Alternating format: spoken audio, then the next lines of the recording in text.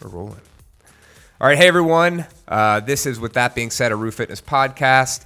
I have with us Michele Washington from Lagniappe Fitness. She is the owner, and Randy Smith, one of the long-term members over at Lagniappe. So I know Michele from Wadi Gras. Yes. And being around, and Randy has just been a fixture in everywhere. Just around. I was gonna say, where do you know me from? Let's see, because I don't know if I remember. It's been a bunch in the New Orleans CrossFit community. Awesome. So I'm excited to have both of them here. I feel like this is a serious podcast, and it's serious because I wouldn't say that there's a giant. Well, maybe you could say there's a divide in the country right now. Oh, I would definitely say so. Yeah. And I think there's a lot of people searching for things that they can do. And so one of the things that I want to do is try to paint a picture of understanding, because I don't think people realize exactly what's happening on a daily basis to African Americans, people of color, any race that isn't white. Okay. Right. And I think what's happening right now is there is a giant wake-up call with the amount of videos that are being posted right now on social media. I'm flabbergasted every day. Look, nothing's ever happened to me, and I'm exhausted from watching them. And I don't mean that in an offensive way. I mean that I just flabbergasted every single day. Right. And so here we are. I do want to give a little bit of some background information. So let's start with you, Michele. You've owned Lagniappe for a year now? No, it's actually been 6 months. So, I am terrible with time. That's okay. This October, so a few months now. So it seems like it was shorter because we have the break with COVID, but yeah, we're back at it. So yeah, it'll be 7 months actually now in June. So. And Lagniappe is fully open. Those who don't know, Lagniappe is on Broad, across from the Whole Foods. Well, off of Broad. What street? Toulouse. 2726 Toulouse. Yes. Sweet. So if you're in Mid-City and you're looking for a place to work out, or anywhere in that area, come see Michele. Awesome. So nice. Plug in your gym. Oh, appreciate that, man. Thank you. So, Michele, how did you get into CrossFit? Well, it started, so I've always played sports all throughout high school. So I've always been like really, really active. Always was involved in something. And then I actually worked at the vitamin shop through college. So when I was there, one of the guys that used to come shop was like, hey, you look like you work out. Come check out my gym. I'm like, what? Like, it's CrossFit, and then you start YouTube and everything, and you're like, I can't do that. Like, the hell? And then finally he came in, kept asking me. He's like, look, just come try it out. Went there, tried it out. Absolutely fell in love with it because I felt like I was back in high school, back in like that mindset of like just competition and like just sweating and lifting weights again. So then after that, I just pretty much fell in love with it. That's actually where I met Randy at. That was one of our first gyms together. And that was, 5 years ago? It's been a little bit over 5 years, maybe 5.5 years. 5.5 years ago. Right. Michele, what sports did you play? I did basketball and I did track. So, and that was through high school and college, yeah. So, and I played ball at UNO as well. You were in track? I did, yeah. What? All right. That explains Monday's workout. I'm a huge...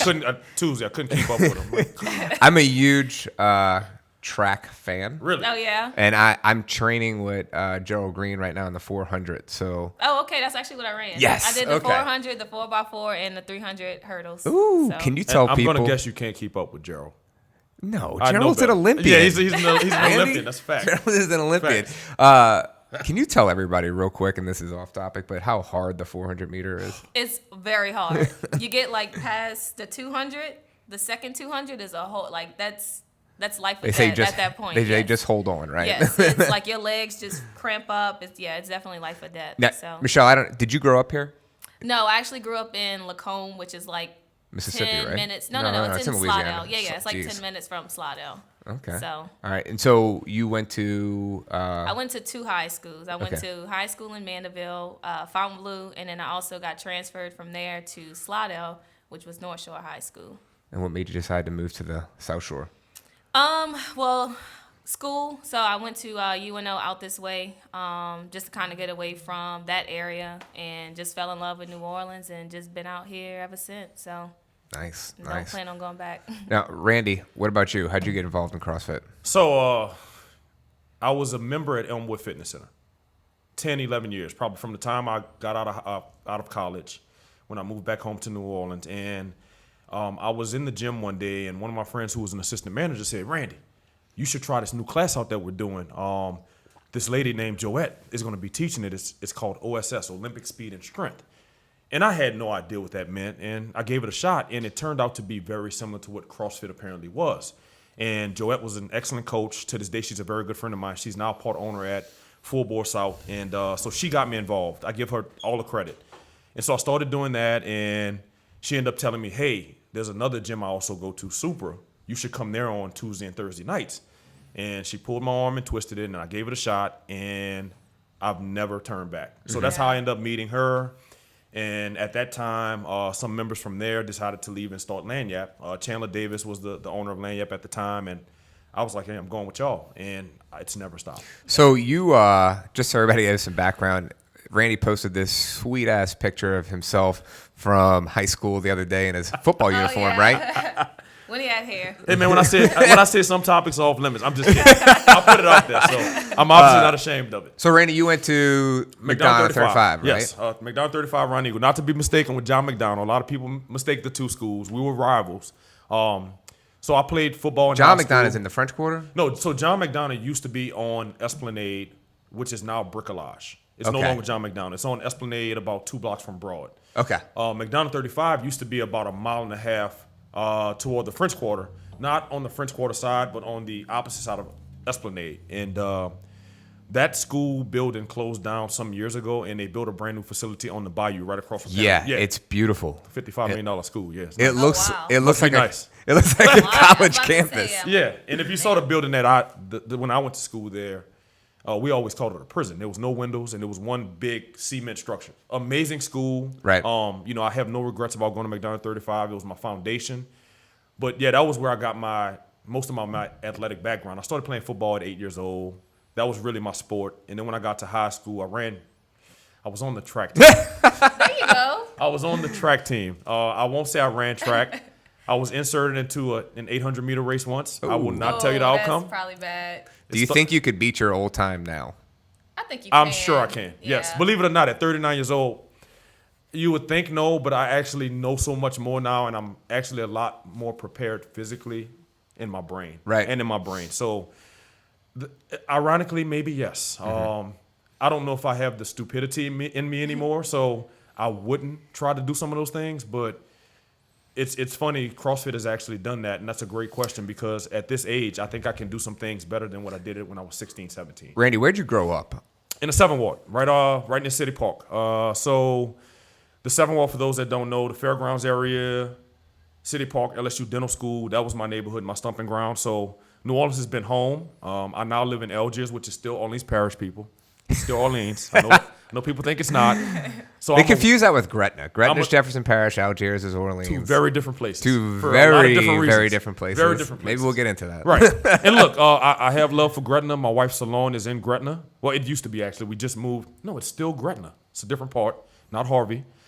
So I got love for Gretna in some ways. Yeah, I feel you. But Algiers is home. I'm considered a transplant, as you can call it. I moved there right after Katrina. Okay. And that's been home ever since. And now my kids are technically from Algiers. Oh, and you forgot you went to LSU. And I went to LSU. yeah. Yes, that's correct. You forgot that. That's correct. So I left 35 and spent 4.5 years at LSU and got a big opportunity to work back home in banking, and that's what I came back to do. And that's been all she wrote. Now I'm So married with banking, 2 what kids. do you do now? So I spent 10 years working in banking with Hibernia and Capital One, and around the end of my tenure, one of my big customers at the time, over some cocktails at a tailgate, made me an offer to come work in engineering. And no, I'm not an engineer, so if I ever, advise people on how to build or design a road or a bridge, don't drive on it. My job is business development, so I'm the guy that goes out, shockingly, and talks about it. I build relationships with a lot of local government clients, so I'm very involved in politics, unfortunately, sometimes. Jeez, we could do a whole nother podcast with you. It's a whole other. Yeah, we can talk about that forever. Trust me. And I don't even know if I want to do that one. But, so yeah, I'm doing business development for an engineering firm, and I love what I do. And my job essentially is to be the eyes and ears on the street for my company. That's awesome. Essentially a lobbyist on behalf of my organization. All right. Well, let's jump into it because I was listening to the podcast with Elijah Muhammad today from Make Pods Great Again. And he was talking about, let's see, maybe, I don't know if discrimination is the word with CrossFit, but there's not a lot of black people in CrossFit. Absolutely. Yeah. Right? Facts. Yeah. We talk about that. We talk about it all the time. Right. Yes. And let's work our way back first. When you were getting into CrossFit, did that cross your mind at all? Not that I was about to say, not that it crossed my mind, but it's something that I've noticed, as I've grown. I've always kind of seen CrossFit as like a predominantly white sport.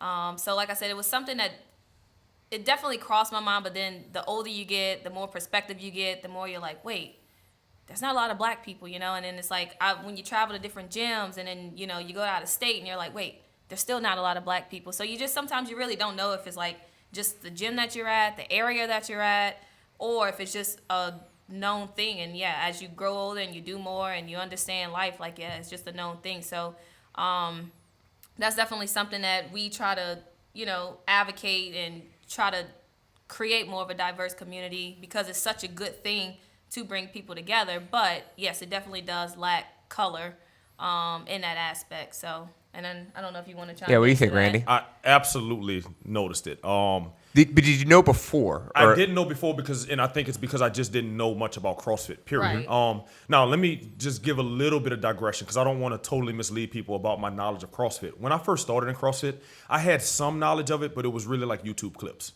Yeah. I was very intrigued by the power clean movement, which I did some of in high school, a little bit in college, but I always thought it was a movement that I really enjoyed to do. Yeah. So I would be the weird guy in Elmwood Fitness Center doing hang cleans. Yeah. Probably not properly, but probably better than anyone else in Elmwood Fitness Center. And so I was always kind of intrigued by it because I saw the level of competition that it seemed to bring out in people. But there was no question, it was something I noticed from the very beginning, why there are not more black people in CrossFit. Now, it didn't take me long to understand why. It's no different than why historically we haven't had a lot of black people in golf. Culture drives a lot of that issue. And I don't want to use the word issue, but to me it can be an issue because it's something that I think black people should be doing. It's health and fitness. So what do you think though? I mean, why? And look, to explain say. culture, man, we may need an hour and a half to really deep dive into it, but it's just not something that in many black communities it hadn't been introduced for one reason or another. And think about what culture means for a lot of people. I'm a big believer in, I don't think that the color of your skin necessarily, it doesn't necessarily determine your culture, but it's a factor in it. Yeah, absolutely. Because generally as people, we like to hang around and talk with and be around people that look like us, think like us, and act like us. So very often we don't get a chance to cross-communicate with other cultures because selfishly we try to stay in our comfort zone. Right. And for one reason or another, I don't know if it's my parents giving this to me or my days at LSU, I've always been a big believer in I want to reach outside of my culture to learn and educate myself on what other people are doing and why.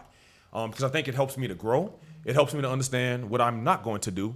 But I think at the end of the day, if we start to learn more about what each other person's culture is about and what they're doing, we can start to learn that, man, we all like the same things at the end of the day. We just do them in a different way. And so I think CrossFit has had, I guess, a difficult time of getting people to understand that. But one of the things that I think is an intentional driving force at our gym is we're very interested in creating a very diverse culture so people can know this is for everyone. Yeah. And it takes one step at a time. And the more people that look like me, the more people that look like Michele that actually do it, and we get out in the community and we put it on Facebook, then the more people that look like us will see us and say, I've been wanting to try it, but I didn't think, all right, well, let's stop that. Every Saturday, come check us out. It's free. Come see what it's all about. Is there, when you got in, did you feel like is it inherently discriminatory? I wouldn't say that. Now, I'll say this. I have been a little disappointed with a lot of CrossFit gyms. There's very few, and I'm a big supporter of the few that I do see this with. A lot of CrossFit gyms are about community. That's a really big component of what we do. And what we Every promote. gym owner says that. Every gym owner says that. Every gym It's a owner fact. says that. Whether it's good or not, they say that. Whether it's good or not, and whether they mean it or not, and whether they're Right. actually practicing it or not. I think it's disappointing because I drop in gyms everywhere I go, every state, every city, and one of the first things I look for is what was the welcome. I think CrossFit as a whole promotes this message that we're very welcoming, but in practice, a lot of places don't live it. So y'all see me here a lot. Right. Hey, I didn't know that was you sitting there. I thought it was Emily. Y'all see me here a lot. That's Sarah, by A the big way. reason, a big reason why I'm here is because I like what y'all do, and when I met y'all had that same spirit of what I like to see in other gyms, and I think we do a great job of implementing that. Now, I say that to get back to the point of, okay, it's already difficult for black people to walk in a CrossFit gym's door because of the perceptions that this ain't really for us. They already have that barrier. Let's eliminate this other one that makes them think, well, shit, maybe I really didn't belong there. And I can tell you, when you walk in a place that's as intimidating as CrossFit, where you have a bunch of really good-looking people that are really strong, and in many instances, maniacs, probably most of us. Yeah. There's an intimidation factor from the moment you walk in and see people.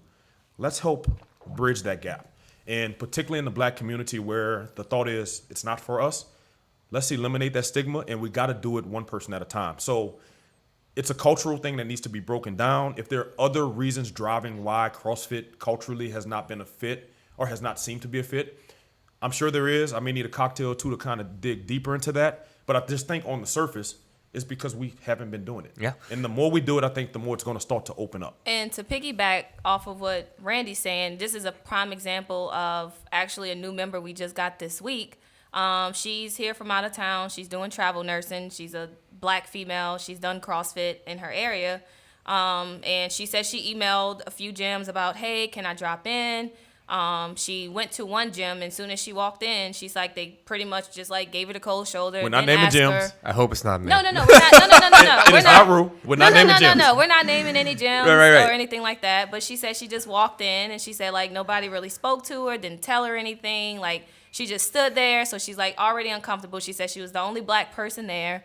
So then finally, when she came to our gym, and we're just like, hey, what's up? Hey, Yeah. like whatever. We probably asked And her what's then- her favorite cocktail was the first question we had. Yeah, just that. But it I'm was just kidding. such, and she was just like, y'all have no idea like how awkward it was over there. Like she didn't even want to like drop into another gym in the area because she sucks. felt That's so tragic. uncomfortable. Tragic. And so That's we're sitting there, why and I was like, wait, people y'all say really? Lagniappe Fitness and I say Roux Fitness, because Yeah, that, what you said, yeah. can ruin it for every other CrossFit Yes, gym. and then Right. she said the gym that she went to actually messaged her and was just like, hey, when you come and visit us? And she like, I done already been visited. there, like, Wow. you know. And That's then, embarrassing. You know, so And but look, I'm just saying, I get but it. That that's could be the- a mistake, and so I don't want to hammer them too much for that piece. Right. But it is a little telling that, man, y'all were that out of touch with a new person. Y'all didn't even know she came. Right, but just to go back to like the whole intimidation, of being number one, getting black people in the door, but then number two, it's like you go there, that's not welcoming. You know, like you're already on the defense. There's nobody that look like you in there that even come up to you and be like, hey, to make you even feel a Right. tad bit. You know, so It's it's like important. Michele, all that does go hand in hand. What is your breakdown of demographics in your gym? Do you know? Oh, we got a lot of everything. God. Oh man, But pretty diverse, right? very diverse. Yeah, If I would say. I'm gonna take a stab at this. I don't know this for certain, but if I had to guess, and look, I'm painting with a broad brush, so black versus white, and y'all, I'm okay with being called black. Yeah, I I actually was about prefer to say, black I over don't African American, care, yeah. believe it or not. That's a different subject, but the black white dynamic, it might be 50-50. It's beautiful. pretty close. It's yeah. pretty close, and we have as of recent a very, very strong Asian community as well, And Hispanic. and Hispanic, which I'm very Yeah. encouraged about. So it's all over the board, Yeah, which it I'm is. very, very happy about. So we have at Roux, we have like 200 members. And what do you think, Sarah? 15, 20 people are black? And I'm not happy about that. Right. You know, like I don't know what the answer is And to I'll say increase the diversity in my gym. I'd love to know, is it my location that's hampering me? Is it the vibe we're giving off? I don't know. But I want to be welcoming. Recently, this past week, ironically enough, we've had a giant spike Nice. Good. in that. So I'm super excited about that. I can tell you, and I don't know how this will sound, but I'm just going to be super honest here. When a black person walks in our door, I almost am over welcoming because I want to. You're Yes, please, thank you for in. coming here. Please Right. come here. I want you Right. to be a member of our community. I want to Right. increase the Yeah. diversity in our community. I hope that doesn't come off weird. No, but I think No. you point to a very good question. There's a number of factors that, specific per gym. I think a big driving force that helps our gym is our location. We're in Orleans Parish for one, which is 68% black. Right. I think, in my opinion, if our gym did not have a significant representation of black people there, the tragedy would be even greater, in my opinion. Now, I can tell you, most gyms in New Orleans don't necessarily still look like that. I can't speak to them, but I think it has to be, in some instances, intentional. And part of what we've been able to accomplish intentionally is some of our core members that are the biggest mouthpieces of the gym, which most of your members are not. 90% of your membership base probably doesn't speak a whole lot about the gym when they're away from the gym. That 10%, though, they talk about it all the time. Right. I'm one of those. We happen to have a number of members that are black that speak it, talk it, live it, Right. breathe it, and they bring it everywhere they go. And the people around us at some point are like, God damn, you know what? I'm going to just go to the gym so Randy can shut up. And sometimes that turns into a positive thing. Sometimes it's they show up one time and that's it, so I can shut up, which doesn't shut me up. But anyway, I think when you have that core group of people that, one, can identify with folks in their community that are also black, but they speak it, that's when you start to drive it. And man, once that train, y'all know how a business works. Once the word of mouth gets there, and then this person likes it, and that person likes it, and then out of the 5 people I brought in, one of those 5 is one of those 10%ers. They gonna start bringing 5 people, and it just does this. COVID obviously did not help, Right. Right. but you know what? But it was like that Could've been before worse. it. It was like Yeah. that before. It was like So- that And then before. my thing is too, on the reverse side, is that that's great, but then when you do have that white person that walks in and you're like, oh my God, like they got a class of 10 people and 7 out of the 10 people are black, like what's the flip side of that thought process of, do I belong here? Do I want to be at this gym? Because like as an owner, I think about that too. I'm like, Right. shit, are we too diverse? Like, do we have too many black people coming in to where white people don't feel like they're comfortable Damn. walking in our doors? I never thought that you would think that. Oh, yes. So, and I mean, for Or, me, it's or worried great, about it. You're but worried yeah. about it from a business standpoint. Right. Yes, which and I'm is like, I don't unfortunate. want, because like But you have to it's be. a white sport, so it's like when you do walk in and you're like, I've been doing this, and you're like, oh shit, there's a This lot gym's of different. we're different. Good, right? but- But on the flip Come on. side, that's intimidating for some people too, because they're like, I've never worked out with this many black people before in my life, and we're the coolest people. Like, it don't matter, but once again, it's different. So it's like, how do you change that? And like I said, which I'm glad we're talking about it, but it's like, how do you change that perspective on the flip side of that as well? So And I think a big part of that is your customer service. I think it goes back to exactly what you're saying. With Yeah. the welcoming, how you welcome every single person. If you make everyone feel welcome, then they won't be thinking about that. Right. And look, you'd be surprised, man. I've gotten some comments from members that, honestly, I didn't know what impact I may have had on them joining or signing. We had I won't use names, but we have a young white couple that's members. And one day the guy told me, after being there for 3 or 4 months, he was like, Randy, I wanted to share something with you. He said, I don't know if you know this, but you were the reason why I joined this place, and I didn't know you. And I'm like, damn, why? He said, because I came here, man, you, like, as soon as we walked in, you were like, hey, y'all, like, welcome to Lagniappe, and you just started talking to us like you knew us, and that alone was enough to make me say, I want to be here. And I'm like, you know what? That's important. Yeah. We don't have, Michele aside, we don't have the largest group of tremendous athletes. We have some. I don't consider myself in that group. I think I'm okay. Randy, you're RX. I'm okay. I'm not. and he goes sees Jonathan 3-4 times a week Oh. because of that. So I stop it. he RXs sometimes. I'm RX amongst intermediate athletes. I'll say that. But so our pitch is not, man, when you walk in here, we got 25 people that can do 16 unbroken muscle ups. That's not who we are. And most gyms don't have that. So like, what is it that we're going to do that gets the average person in here to make them understand CrossFit is for you too? Because look, CrossFit is hard. I will not hold back on that. It's not easy, but the results cannot be disputed. So how do we get the average person that's intimidated by the normal gym to come in here where people on average look a little bit better than people at the normal gym? I will say that, and I will defend that. It's make people feel welcome. That's really it. It's not even about how many push-ups can you do.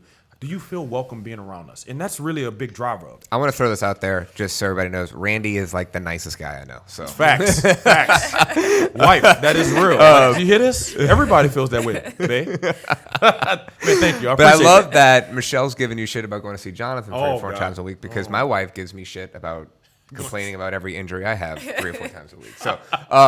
So, here's one. So COVID or the coronavirus disproportionately affects the Black community. I've read a lot of reasons why. I'm not a scientist. I'm not going to spew that information out. It might not come across properly. But with that being said, that's the name of our podcast.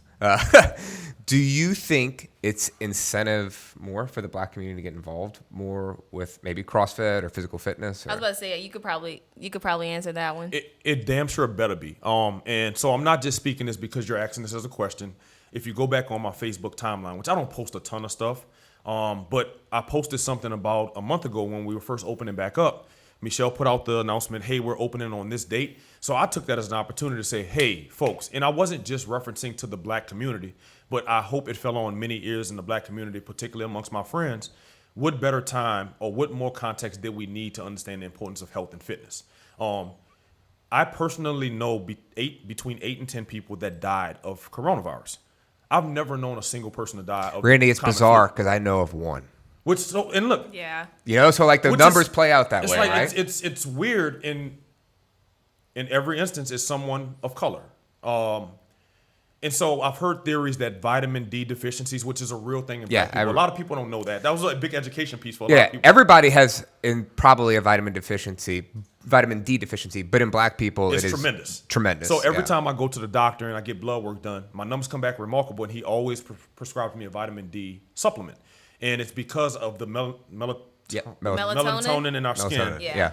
It blocks it for some reason. I don't understand Melanin or I think it's melanin. Melatonin is the sleep. Yeah, melatonin is the sleep. That's why I'm like, it's melanin. Edit that out, please. Yeah. No, we're leaving that We're all a bunch of dumbasses. Right. So listen, like, is vitamin D a contributing factor? Possibly, but there is no question in my mind, and we know this from statistics in the Black community. Our numbers of chronic disease, the proportion and rates that we suffer from chronic diseases are tremendously higher than the white community. That's a problem. And listen, there's historical context behind why all of that is the case, behind like the scraps that we were left to eat as slaves, and it became culture. And when culture takes on, it's hard to break culture because it's what you know and it's what you understand. And quite frankly, you live with it, so you don't know. What about education? What's that? Education. Education, correct. And I can tell you, culturally, there's some things that if you came to my house on a Sunday that I eat, that a lot of my white friends are like, what is that? And I'm like, oh, it's some of the best shit you've ever eaten. But I don't eat it often because I have enough education to know we shouldn't eat this 3 times a week. Every other Sunday, yeah, we can get away with it because I know my health and fitness is a driving force behind taking We could care of also my family, get into the whole like food subsidies and the cost of eating well and social it's issues. cheaper. And the fact that it's cheaper to eat a Big Mac than vegetables these days. Which actually for your health is way more costly, and a lot of people don't understand that. Another thing too, and a good friend of mine used this term of food deserts. You go in a lot of poor, lower income Black communities, and there are no real grocery stores. There's corner stores. And if y'all have ever been in a corner store or if you've ever been in a convenience store, they sell foods of convenience, which generally are packed with shit that we should not be eating. That is a problem. Also, a deeper dive. If you think about lower income families and what they have to do to survive and live off the income that they have, very often you have to work very labor intensive jobs where you're, in some instances, taking public transportation to work and back home, which is a 3-hour dead period in your life where you can't accomplish anything valuable for your family. When you get home, you don't have the time or the energy to cook, or you don't necessarily have the money to go out and prepare like you want because you're constantly working just to make your lights stay on. That affects everything. I know the days, look, we have a 2-parent household. We have resources. My kids are very well fed, even though sometimes they don't think. And I can still understand the stresses of some days I come home and I'm like, shit, I'm tired. I don't feel like cooking. I don't feel like doing this. So imagine the family that doesn't have the options I have. So there's so many things that drive it. And once again, it leads to worse health outcomes. We can get into the healthcare debate because there's another issue with healthcare treatment in the Black community that's also different. Now let's talk about it. Well, okay, so once again, I don't have as much education in this space as I do on the food and the economic side, but I've talked to a number of people that are in the space, and if you go, it's just like going to a CrossFit gym. When you see a bunch of people that look like you feel a little more safe and comfortable in that space. Right. Well, think about our medical industry. Think about our engineering industry. For years, black people were not allowed to be doctors. Black people were not allowed to be nurses. We are now, but there's a 150-year gap that we missed. So there's a lot of catch up that's going on. So you go to a doctor, and chances are my doctor won't look like me. I'm not suggesting that in our medical industry, doctors are intentionally treating black people worse. Because I think most of the time it's not intentional, but we all have certain biases about how we treat people that we identify with, the extra level of care that we might give, which once again, I'm not blaming doctors.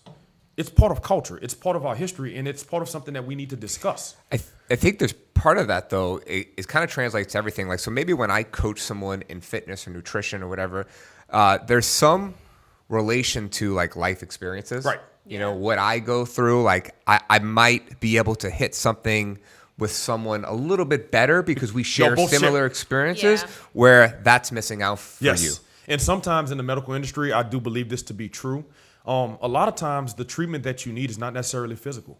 Sometimes it's just knowing the comfort of having hope that, man, he said something that makes me feel like I can actually beat this. Sometimes that's the driving force between a positive health outcome and a negative one. We'd be surprised what our brain does for that. So it's a perfect example. I'll give you another example of the industry I'm in. And I'm not afraid to speak this because it's truth. So in business development engineering as a technical skill set and as a industry is predominantly white male driven. It's like overwhelming. If I gave you the numbers from some of the engineering organizations on how many black or female engineers there are relative to the entire base, it's tragic. Like the numbers are so starkly low.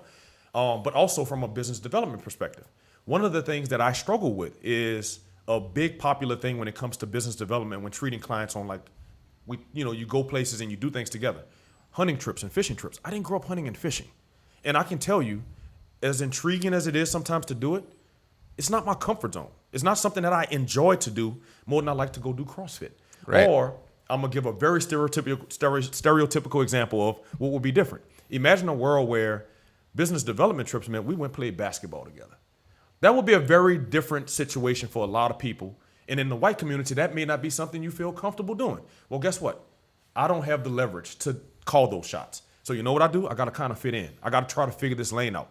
It's a lot more difficult for me to do that. I don't complain about it because I'm going to figure it out and it's going to be fine. It's real though. Those little things matter. And so to me, I take it as an opportunity that, you know what? I got to overcome that. I got to be better than you to overcome the things that are easy for you and still win the victory that you're trying to go after also. So man, there's so many things that contribute to that on the surface I wouldn't even expect people to get. That is inherent advantages and disadvantages that people don't think about though. Yeah. They don't, and that's part of the advantage. It's so ingrained that we don't even look at it. So it's not seen as that. And then people get credit for being tremendous at what they do. And they may be really good at it. They may not have been tremendous. They just had an opportunity that, quite frankly, I didn't have. I may be better than him at doing what he did. But I don't know that because the door was never open for me because of X, Y, and Z. So that makes me think of the word white privilege, right? Yeah. And what do you think, like when people really started saying this, was that about a year or two ago? Or how, in the last 3-4 years. Yeah, last 3 or 4 years. It's been a more popular term. And I'll be honest, like when that came out for the first couple of years, me, who I don't consider myself racist, but maybe I am. I have no idea. Okay. You guys know me. But Michelle doesn't. Randy does. Bradley, I don't consider you racist. Thank you, man. But I was like, this is bizarre. Like, I don't have privilege. Like, this is crazy, you know? And I thought that. In the past year, I've kind of completely changed my mind on that. And I see it in a different light, okay? And I think it's how that message is presented. When you talk about it like that, with inherent advantages and disadvantages, and you explain it like that, it's pretty fucking clear. It's clear. It's pretty clear. But I see why it's not clear on the surface. Well, particularly if you can't do it in 144 characters, Randy. You cannot describe that in 100. And that's the problem where most people are trying to figure out social issues via fucking Twitter. Good luck. Because the message generally is not going to land where you need it to land. Sometimes it does, but very rarely does it. But and look, I understand why you probably felt the way you felt, because quite frankly, I think part of what I like to try to bring to the table, I have a very diverse array of friends, not just associates, real friends that know some of my secrets, that know some of my history. They have taken care of my kids. They go and check on my house when we're out of town, like people I trust. And I try not to miss a moment, generally over cocktails on a Saturday night. Let's talk about this. Let's bring it up. And let's do it now so that it's not in a mean spirit. And sometimes it turns ugly, but we always come back to each other and say, listen, this wasn't personal. This was a growing opportunity. And I think when you don't have those conversations, when you don't engage, i.e., and look, Drew Brees is a very popular topic right now. I think there's some other things to unpackage there about what he said and why it might have been a problem that may not be obvious. But I get why people don't understand. Now, in some instances, people don't want to understand. And that's what I appreciate about what you're doing. You're simply saying, look, I acknowledge. I don't know what I don't know. Help me understand. Right. And if after we do this, you still feel the same way you feel, all right. You live with it, but you're going to live with the consequences associated with you feeling that way. And maybe the way you feel, maybe it's better than the way I feel. I don't know that, but how do we get to that? How do we unpack it? I love that. Michele, you said, and I don't know if you meant anything by this, but you said you needed to get out of the North Shore and move away. Oh, yeah. Ha. I don't know if she meant by that either, but I think I know what she, I don't know. I heard that. I don't know. Oh, well, yeah. I mean, I grew up that way. Okay, And I I went to a predominantly, well, I would say 2 high schools. Predominantly white? Predominantly white, yeah, that's what I meant. So Fontainebleau was definitely more, I don't want to use the word racist, but definitely more prejudiced than what Slaughter was, which is actually why I transferred. Yeah, I've had several incidents over there. Can you explain that though? Like when you say prejudice, I want people to hear like what makes you say that. Just the treatment. If that school, I would say if they had maybe 800 kids, maybe 90 or 100 were black, if that many. Wow.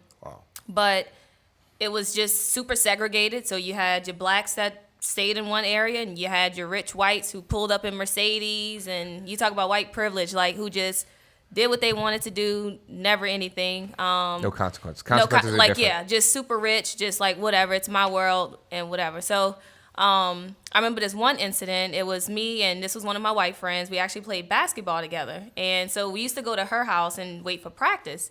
So I used to go over there sometimes. We'll do homework. Well, one day we were going there, and she's like, well, wait. And I was like, what's wrong? And she's like, well, my mom's here. And I was like, oh, okay. And at that time, I didn't realize, like, it was because I was black and I was at her house. Her mom and them we used to always work. No, well, she told me to stay in the car. And she was just like, oh, well, wait, let me go see something first. Well, and I didn't. I'm just sitting there and I'm like, okay. Like, thinking she had to go check something or whatever. And I didn't realize till years later. And then she came back and she was just like, oh, well, we're going to go somewhere else and study for the evening. Wow. And I was like, oh, okay. And then like years later, like once again, as I got older and I realized who she was and where I was at, I was like, it was because I was black. She didn't want me in her house with her parents there. And it was just crazy. And I'm just like, she was the sweetest person, but. How old are you? Right now, 28. So you're talking about, this is like fucking 10 years ago. Yeah. Yes. Yeah. Yes. Guys, so this is 2010 she's talking about. Yes. 2010. Yeah. So, and I was just sitting there and I was just like, wow. Welcome and it was to just America. like, I didn't even know, but I mean, I could probably give you numerous like things. I mean, we just left the beach this weekend and everybody knows me, I hang out with nothing but white people. We've been friends since I transferred to Slaughter, and my friends met some guys who were calling them Jungle Fever because I was with them on the beach this weekend, and this was in Gulf Shores. Yeah. You didn't tell me the story.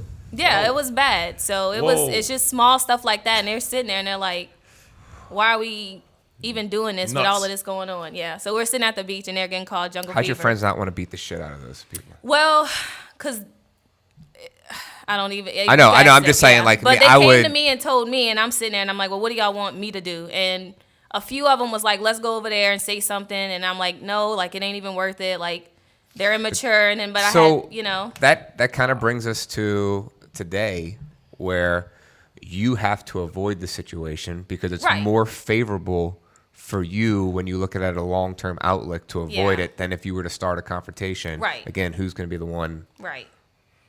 that faces Yeah, the because most if I was to go risk. over there and be like, hey, why did y'all make this conversation? Like, da-da-da, it would have been a big problem. I would have been the bad person and you overreacting and all this stuff. But then it's like, but it's not okay to say stuff like that and then just think you can get away with it. So it was just one of the things that I sat down with my friends and I was just like, hey, like, you know. Were your friends shocked? No, they know that. I mean, we've been. It's not the first time something like that. No, we've been in like so many things. I've been to bars. We go to predominantly white bars. I've been told at the bar, you know, hey, you're black. Go stand at the end of the line. This was at. I don't even want to say the bar what name. the I'm fuck? serious. We'll talk about this afterwards. No, I'm serious. This is but I hang out with white friends, so it's like sometimes it's like Here? yeah, in New Orleans. I could name the bar if y'all want me to, but Yeah. it was Red Eye Bar and Grill. On Peters? Yeah. Ha! You know, and then the guy, and it was a crowded night, and the guy was just like, "Hey, you're black. Go get in the back of the line." Did he work there? No, he was just there. Well, I say in all fairness to Okay, so he didn't the work there. restaurant. All right, yeah. No. It wasn't Okay. Yeah, you gotta that, be careful but with it that. was just somebody once again who was ballsy enough to say that, and I'm like, I left crying, and I'm like, you know, well, what did I do? You know, and I'm glad I was not there. But no, I'm just saying, but that's the stuff that I deal with, Right. You know, and they understand that, and like they'll have my back with a lot of stuff, but then it's like, on the flip side of that, like, you almost can't even respond because then if you respond, you're still the bad person. Now, if I would have turned around and said, you know what, shut the fuck up, and You'd have been you know, you'd have been the angry black woman. it would have still been my fault. Like I started the fight some kind of way, and I mean that sarcastically. so, Tongue but in cheek. it's yeah. So stuff does still go on, but it's just like how do you Yeah, respond to man. it and You know what's crazy, guys, educate is that people. up until, I mean, like, I have friends. My friend Anita, I talk to a lot. I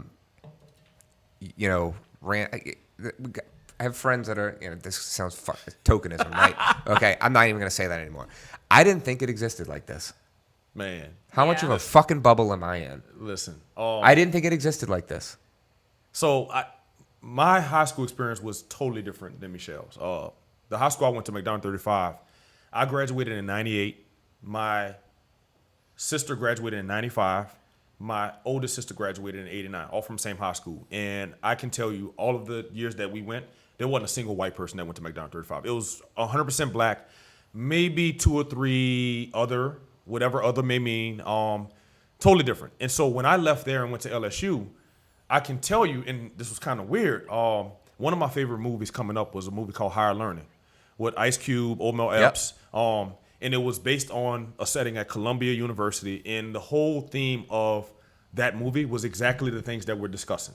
Very intense, very extreme. To this date, one of my favorite movies. And I remember thinking when I was leaving to go to LSU, wow, I wonder if like I'm gonna experience the shit that was in the movie. And in some weird way, I was looking forward to it. As crazy as that sounds. So I can tell you, like, my experiences at LSU weren't nearly as traumatic as I thought it would have been. I can't say I experienced a ton of racism. There are some things that stick out to me that I remember that at the time, if I was a little more of who I am today, I probably would have reacted differently. But for example, I'm in a business fraternity, Delta Sigma Pi, and those are some of my closest friends to this day. And I didn't have any like direct, like in your face racism things happen to me, but there was no question I was the guy like, Randy, come and dance. Like, you can dance. Like, what, man, you roll. And it was never like the black dude can dance, but it was always like, yeah, the black dude could dance. He got it. Now, part of that could be culturally, I know how to dance. And part of that is they didn't see it as a black dude, but there were little undertones that as I get older, when people tell me stuff like that, I jokingly just address it. I'm like, oh yeah, us black people, we know how to dance. Like, I joke and I say about it to make the room slightly uncomfortable, to bring it back. I do it on purpose. But there were a couple of things that I know I'm guilty of some things like that because I friend of mine, guy in the gym, Patrick Mouton, one of our new members, he was on the drum line with me at LSU. Yeah. And we would crack jokes like that. Nothing like calling it out like anything you experience. But hey, Patrick slept at my house, and I felt like I could mess with him like you that. Can say it. And probably he felt uncomfortable in certain situations, and I was wrong for that. And man, listen, I haven't been around y'all enough for y'all to see this part of me, but Michelle knows this. It is not unusual on a daily basis at the gym for me to say something like that to our friends, white or black. I'm like, oh, that's racist. You stereotyping black people. And I say it to make things more comfortable about it. I say it but also to heads up. I'm saying it because the Like truth the is told in beach. jokes, like the beach. The truth is told in jokes. Like, I'm saying this to make us more comfortable with talking about this. Because if we don't do it, it's going to always be taboo. And when it's taboo, we're not going to address it. Yeah. But man, there's a couple of things at LSU. Like, so one thing that was very interesting to me, and I don't know if this is still the case, and I don't know if y'all ever noticed this. In the now 102,000 seated Tiger football stadium, historically speaking, the student section Right. accounts for It's that probably a corner. tenth of it. Yeah, it's like from top to bottom, it's about 10. That's where the band generally sits, if I'm not mistaken. There's a black section, like for real. And it's such a black section in the bottom corner that if you saw an aerial shot of it and you knew what to look for, you could see it. And I thought that was strange when I got to LSU. I was like, oh, I didn't think it was strange initially because it was like, oh, Randy, come sit down here.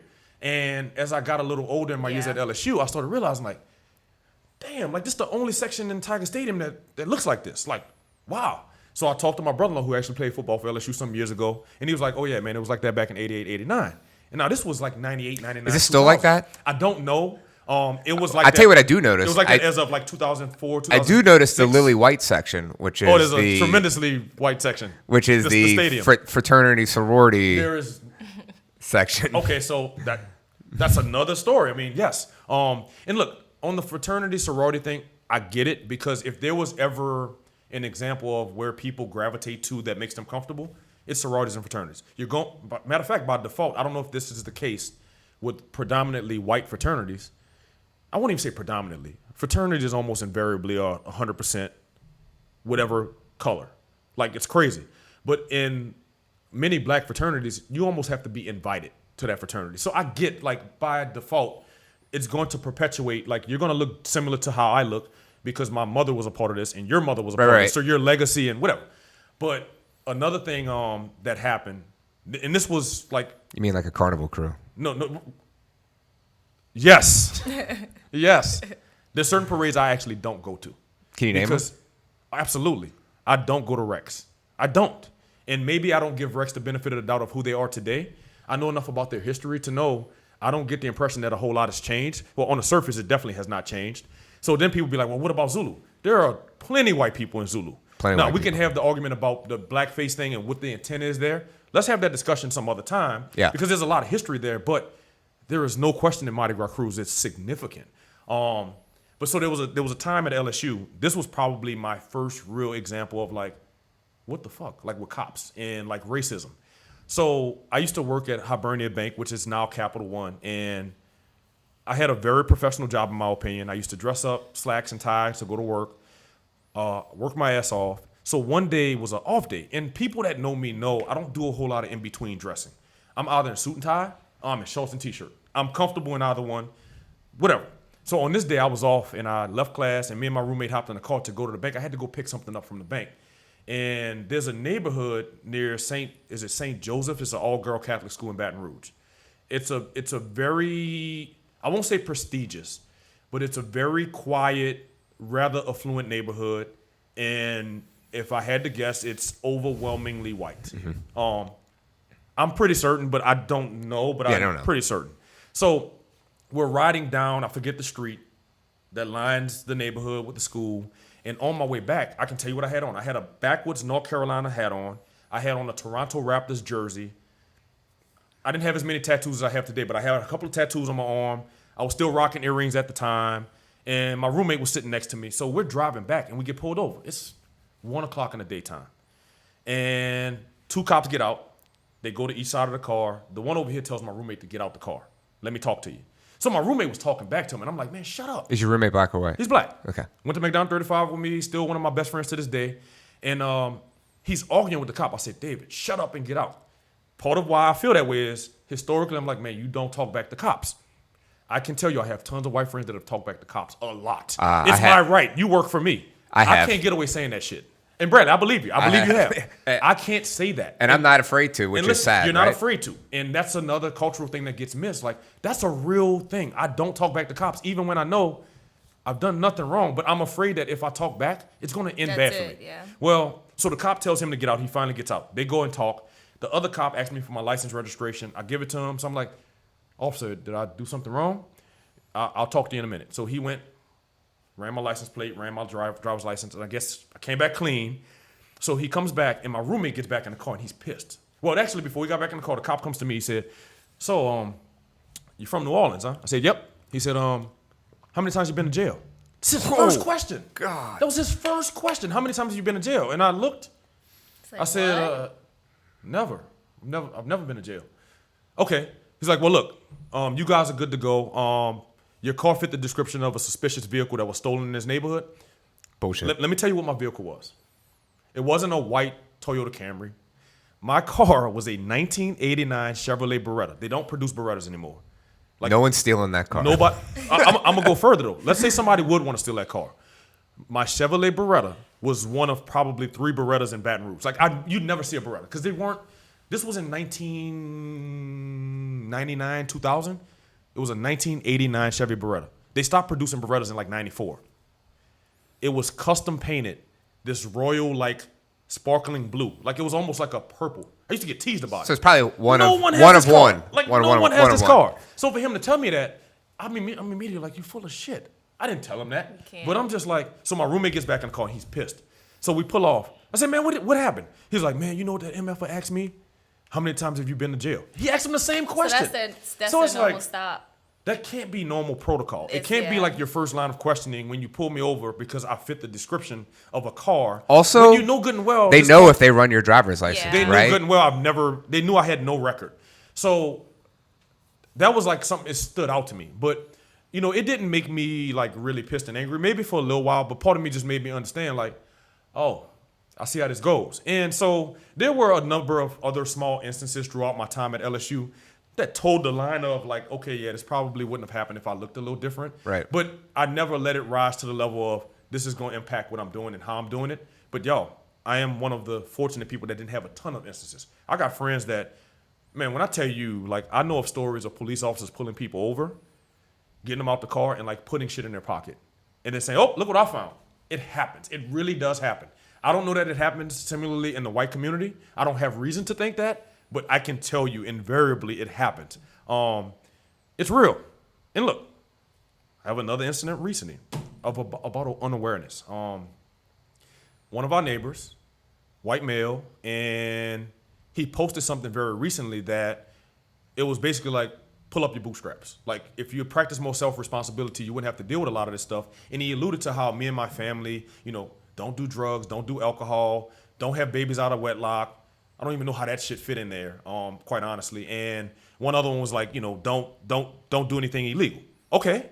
So one of the guys that's apparently his friend, black guy, replied was like, hey man, I hear what you're saying, but I can tell you from my experience, and you know me, my family looks very similar to yours in scope. I have a wife and kids, and I work hard, and we don't get in any trouble. You know, I don't do drugs or whatever. And I can tell you that still has not protected me from some of the things I've dealt with, and it boils down to what I look like. So my wife ended up replying. So I get home, she's like, so I replied to so-and-so today. I'm like, why did you do that? Like, don't argue on Facebook. Like, it's not worth it. Right. And she was like, I had to. She was like, in my heart, I just felt like, no, I need to say this. And it was a very clean exchange, but it lets me know. I've been seeing a lot of people do that. It's That been- would it's been never good say exchange. anything in a million years, now and they're this saying it. week they're saying it. And so, yeah, man, like, I think what's going on now, yo, this ain't the first time a black man has been killed wrongfully by a police officer. There's been many instances that actually don't get publicized on the internet. I'm aware of a lot of them because we talk about it amongst each other. But I don't know if I've ever seen the response like this, which I have some hope that it's encouraging. Back in my brain, I'm like, whatever, yeah. we'll see. I don't think anything's going to really change. But I've never seen the response like this, particularly when you look at these protests. There's a lot of white people protesting. It's younger white people. Great. I hope that is a change agent. But y'all, I also see some people that post stuff on my timeline that I'm like, man, I can't even believe this is allowed on social media. And I'm not against it being allowed. I'm saying that to suggest it's so egregious. One example, there's a guy that posted something very recently. I wouldn't call him a friend. Yo, there's a lot of people we're friends with on Facebook. We're really just associates. Like, I met him somewhere and we friend each other. I did a lot of unfriending this past week. Listen, and look, I have a slightly different take on it. So this guy posted something. We were in Orange Beach, and his statement was something to the tune of, and I'm trying to recall it because he actually took it down. He said, yeah, what was the name of the guy that got killed in Minnesota again? What? Oh, yeah. I get it confused with all of his stupid, ignorant supporters. And so I'm like, Oh, wow. this wasn't a white privilege thing. This wasn't he's mocking the death of the man. No matter how you felt about this situation and the protests and the rioting, you just said, oh, yeah, his stupid supporter. So my first response was I was going to be very aggressive in my response. Then I said, you know what? There's an old saying, it's hard to win an argument with an intelligent person. It's impossible to win an argument against an idiot. Ugh, like, it's not 100%. worth me responding. But then I was going to unfriend him, and I said, no, I don't want to unfriend him because I want to see what else he's going to say. Like, I want to see how deep this goes. And y'all, like, you can find examples on Facebook being posted. There are folks all across America that feel the way he feels. So as great as I'm seeing positive and hope, there's a significant group of people that are quiet, that feel a certain way that it's egregious in my nature. It's almost like, why should we even have to have this discussion? Yeah. But it's real.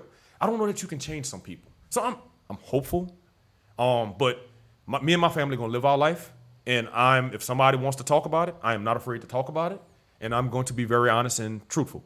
Stand on the side of right. Do you think, or should I say recently, and I just want to know because maybe my perception is different because I'm Team New Orleans, but is it different lately here? Because, I mean, I know the police force for NOPD is, I want to say 58% black. I think so. So, okay. Or is it just ingrained?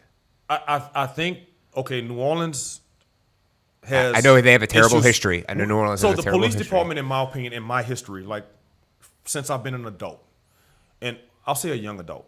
So back in the early 90s, the police department was in its all-time pits. I actually knew of some police officers that were indicted and sent to prison for 10 plus years because they were part of protecting a cocaine ring on Franklin Avenue.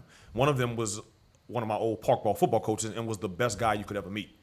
He was protecting a drug warehouse for some drug runners. The department was so bad that the federal government had to step in and like revamp everything. There's been bouts of times where it hasn't gotten quite that bad, but it's been bad. But I can tell you from my perception of the police department today in New Orleans, it's never been in better shape as far as like relations with people. They got a lot of work to do, but I think it's in a good direction. I'll say that to say, now, New Orleans itself, I think New Orleans is a little different than the rest of the nation when it comes to how we relate to each other and how we get along with each other.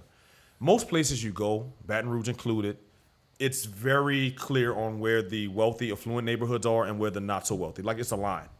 It's very poor over here. Over here, it looks like Disney World. In New Orleans, in some neighborhoods, particularly uptown, you can go from block to block and it go from $1 million house to like a really, really, really drug-infested neighborhood within a block. Yeah. We're very closely related. That's a very extreme way of putting it, but also culturally, we have a lot of like, let's come here and feel good. Let's have fun. Mardi Gras, like let's love each other. There's still an undertone that we pretend in many instances, but a lot of it's genuine. So I think what you're seeing with the protests in New Orleans, even though it got a little ugly the last couple of days with tear gas, from what I understand, generally our protests have been peaceful and the police have generally been with the people that are protesting, from what I see. I've not been on the front line protesting, so let me be clear. I'm just going by But what from what I I see. gather, Yeah, the and from reports. people I know that have been out there, and we have a number of friends that are police officers, and in other places where you see a lot of looting and rioting, I don't anticipate you'll see that here because I think we're in a better place in some respects than a lot of other places. And I am not trying to minimize where we need to go as a city. There's much we need to do to improve. But I think relative to what we're seeing around other parts of the nation, a lot of our issues have kind of been not masked, but we've kind of like gotten over a lot of the things that generally are plaguing other communities because of our closeness with each other and because of our tourism, laissez-faire. Let's just be happy. Let's have fun. Drew Brees, obviously. He stepped in a load of shit. He lit a little match. Yeah. Whether you agree with what he did or not, he lit a little match. And I can tell you what I am seeing, the division on my timeline is very racial. Not a lot of people are coming out and supporting him, but generally the few that are, I haven't seen any black people. There's something there. And whether we're wrong, right, or in between, there's something there. I have my reasons for thinking why Drew Brees did what he did. I thought it wasn't appropriate. I'm not mad at Drew Brees. I don't know Drew Brees. I wish people didn't take things so personally from people that they didn't know. That's just how I think I'm built. people forget there can be multiple truths to every situation. Yes. Whereas in like for him, like he can be wrong. It was insensitive. He shouldn't have said anything. and at the same time, he can also be, an okay dude that's done Yes. a lot for a lot of people. My Yeah. understanding there can about be Drew two Brees truths, before this situation was he's a tremendous person. So like, be pissed. You can be pissed at what he said. Let's see what he's gonna do. I think to he messed up. overcome that. I Yeah, think he he messed absolutely up. messed up. But let's see what he can do to overcome it. Right? Yeah. Look, my issue with what he did, I get the thought that Drew Brees is racist because no, I don't feel that way. There's 3 areas that I think you can check boxes on what he did and when he did that we need to determine. It's an intelligence thing. I think Drew Brees is a very intelligent person from what I see. And it's an awareness thing. He should be aware. He should be. Right. Yeah.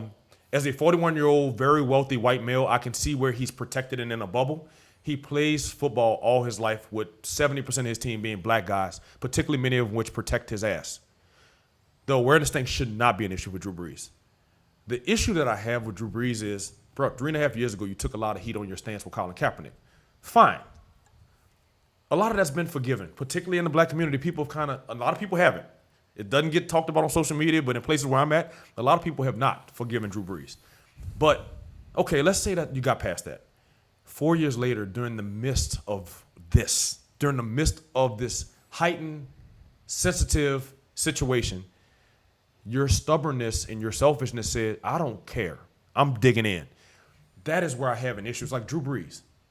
Whatever you It's feel. not the hill to die on, Like, man. bruh, now I can't say he should have just shut the fuck up. Excuse my French. The reason why I can't say that for him is because he was already on record 3.5 years ago with this similar situation as saying something. By doing that, you almost have to respond. Yeah. Because People you're a was waiting celebrity. for him to say stuff. Yes. They were like, what's he going to say? What's he going to say? Why hasn't he coming out to say Yeah. So it? he had to say something. He had to say Yeah. something. He said, in my opinion, one of the worst things you could say in this moment, even if you feel that way, you dug in. And here's the other part about Drew Brees that I recognize. Drew Brees is not just a person. He's a walking business. Drew Brees, who is your client? Like, who is your base? Who is it that comes out and helps you to make the $25 million a year that you make playing football? There's a reason you get paid that. It's not just because you're talented. It's because the economics of football presents a large income for people that are good at football. You need to be more aware and conscious of that. That's why Gail Benson, if I had to guess, and I don't know how Gail personally feels, I don't care. Gail Benson was out very early on saying, we stand with the black community, hashtag. Right. She said hashtag Black Lives Matter. Sean Payton came out fast. Drew Brees, whether they're doing it because they really mean it or not, they understood something. They understood, man, we live, breathe, and we get tax money and subsidies from our fan base, which is significantly black. Let's be very cautious about our optics here. And he seemed to kind of disregard that. And I don't know if he intended to disregard that or if he just tended to say, you know what? I said what I said. Okay, I'm not mad at you, but I'm also not mad at the response you get. You got to live with it, Drew. And boy, Yeah. He got drugged. He woke. He. I don't think he expected this. No. But he seems to be trying. I'll let his actions speak at this point. I hope he gets his teammates back. That's my bigger concern for the Saints. Like, bro, you just destroyed a product possibly that we all love and support. Super Bowl run. This might be our last chance for a while. He just, because of his actions, which in my opinion is what makes it selfish in some ways. No matter how you felt, man, just consider what's going on around you. Be careful about what you say. But then in the same tune with like the rest of the world, do you think this is like a good learning opportunity for him? Like, or do you think he's gonna be able to be like, all right, well, help me to understand like why I feel this way so I can. Whatever bubble he thought he was Yes. in has been certainly burst. It's a good question, Yes. but okay, I think there's two ways it could go, generally speaking. It could be a learning experience, which I hope it is, or it could be a scare tactic. I hope it doesn't end up being that. Meaning, a lot of people are not giving Drew Brees the benefit of the doubt of his apology because they feel like, oh, too little, too late. Of course you're going to apologize now because look what happened. You got no Right, alternative. You have no alternative. And I think in some ways they're right. He did have an alternative, but what's the smart alternative? The alternative, you better come hat The in hand. alternative of not apologizing is Exactly. not the way It's to not go. the way to go. Because at that point, He can, and he would make a whole bunch of other people happy that are trigger happy on the He internet. would, exactly. But But for I- his life, for what he wants to do, that's not. bro, if you that's want to no live here, alternative. Yeah. Drew, Or you want to be on NBC as an analyst, post this, I covering assure football, you, like that. NBC or his agent, They're and thinking or the about Saints it. have called him and like, hey man, listen, we need to get this fixed. Like this is a nightmare for us because yes, you have to think about Drew. You're representing not just Drew Brees, whether you like that or not. In some respects, you're representing a city. Yeah. Now, I don't necessarily like to subscribe to that because of how I feel about athletes. part of me is like, man, I can't emotionally invest in athletes too much because I understand most of them are more flawed than some of us. Because they're professional athletes and they make millions of dollars a year, we give them the benefit of the doubt that they should be above certain things. Man, I don't know if y'all know some of these guys. I personally know some of them. Man, take that $1 million away. Some of them are not necessarily good people. I'm not saying Drew Brees is that guy. He, by all accounts, is a good dude. But he needs to understand, man, you're held in a revered position. Perception position. is reality. Whether he likes it or not. So you need to understand it. And so I hope this was a learning experience for Drew Brees and not necessarily I hope so too. Shit. Yeah, Michelle, I know you I'm gotta, sorry. I know you got to get to the gym to open it up for class this afternoon. I want to go over this, and we'll end with this. Like, what are some solutions that can not move past this, but not help us better understand, but get away from all this shit, fix this shit? What do you think? What we're doing now, having conversations, like Randy said, getting out of your comfort zone, and just really communicating with one another and stop being afraid of like asking questions or, just in general, just really getting out your comfort zone. Like I said, I predominantly hang out with my white friends. I'm out of my comfort zone all the time. And if something's weird, I ask questions. I'm like, hey, y'all, blah, blah, blah. And it should be the same way on the flip side, not more of like a scary thing. So I just hope people continue to like try to spread love, try to, open up to being more diverse and really just try to go from there. Yeah. I'll speak for me personally, and I'm not here to toot my own horn, but I'm clear. If any of my friends know me, so I think one of the things that I try to do, and we talked about this a little earlier, I try to bring uncomfortable conversation among my circles. Yep. Oh, yeah. My work circles, my friend circle, my associate circle. I used to caution doing it. I'm an open book now. And part of it is, if you know me and you actually love and respect who I am, you won't take it personal. Like, I'm doing this so that we can grow and so we can engage. And it causes some uncomfortable conversations, and there's no question it's probably run some people away from me. I'm okay with that. I really mean that, because if you can identify and point to me standing on the side of wrong, then I'll feel guilty about it. But if you can't do that, I'm okay with you leaving me because I spoke the truth. What can others do? Bradley, part of why I'm still like, man, I have hope, but quite frankly, until I see real change, it doesn't matter. I think there's a group in America that has the strongest and fastest ability to affect change. And it's the folks that, in my opinion, have been the very root of the problem. It's most of the time privileged white males that have a platform to affect change. We need them to be a part of it. And tell folks that hold the cards, and tell folks that hold the power, and tell folks that hold the ability to affect legislative change, which leads to one more point about voting. Those folks actually hold a lot of the keys and cards to help have the largest and fastest impact. I'm not saying it can't happen from bottom up. It can. Man, it's been a lot of years. It's been centuries. That I don't see happening though. That's why I'm like, when you have that control, like who wants to let that go? I was thinking about that today, actually. Like, if there's ever a year for voter turnout, this is it. If you sat on the sidelines before, get your ass up. Yes. And go vote. You got to go vote. And look, don't just vote just because I say go vote. You need to educate yourself on why you're voting and who you're voting for and why you're doing it. Whether you like the political process or not, I don't care. Like, you're going to have to deal with what goes into that political process one way or another. Pay me now, pay me later. I'd rather pay now. I don't want to wait, because it's going to be more expensive when it's too late. And I am not afraid to speak about who our president is. So I had an argument with a friend of mine recently about, whether you like Donald Trump or not, what do you think about his policies? Y'all, listen. When I identify with you as a bad person, I don't care what your policies are. I don't rely on our president with his primary goal being policy creation. I think in America, the primary role of the president is he's a tone setter for the nation. We have enough intermediary government agencies. We have enough Congress members. We have enough state and local elected officials where we can identify a little bit easier with that policy will affect us a little more impactfully. The president needs to set the tone. And this guy, at every chance, in my opinion, sets a tone that's exactly the opposite of what we need. He does the opposite of what he wants, of what we probably need to heal as a nation. And yo, that's dangerous. It's a very dangerous precedent. So there's a lot to unpack there. And once again, we can have a 1 hour conversation on that. But people need to vote. People need to not be afraid to engage in uncomfortable conversations. If you have a gift of speaking and you have a gift of background and knowledge and you study, you need to open it up. You got to be able to be the person to start it. And if you don't, you can't wait for others to do it. This shit's hard. And it's going to be hard. But guess what? It's been hard for 400 years for a lot of people. So I get, and me and one of my friends had a conversation just yesterday about they feel like, man, as a white person, I feel damn if I do, damn if I don't. If I say something or don't say something, no matter what I say, it's going to be taken wrong. And I'm like, I get it.